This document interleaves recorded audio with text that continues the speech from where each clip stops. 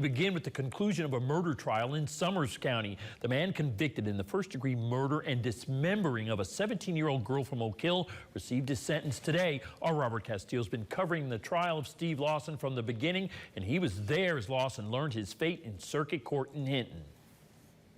Steve Lawson was sentenced to life in prison without the possibility of parole on Friday morning in Summers County Circuit Court.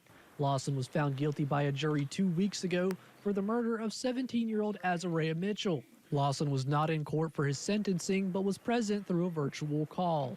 I hope and I pray that God does not have mercy on you. And I hope and I pray you get everything coming to you while you spend the rest of your life in prison. You know what they do to people like you in prison, right? Azariah Mitchell's mother, Angie Mitchell, had final words for Lawson during her victim impact statement. Lawson was convicted of first-degree murder, child abuse resulting in death, concealment of a body, and conspiracy to hide a body. My baby got justice. Her birthday was yesterday. She turned 21.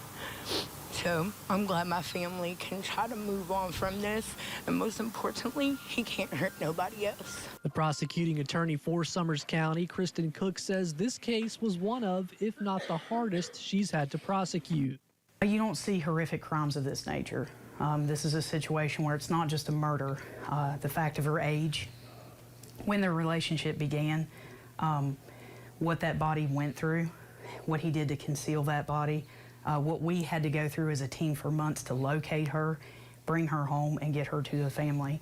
Lawson was also sentenced to 15 years to life in prison for the child abuse resulting in death charge, as well as 1 to 5 years each for the concealment and conspiracy charges. Here for you in Summers County, I'm Robert Castillo, WVVA News.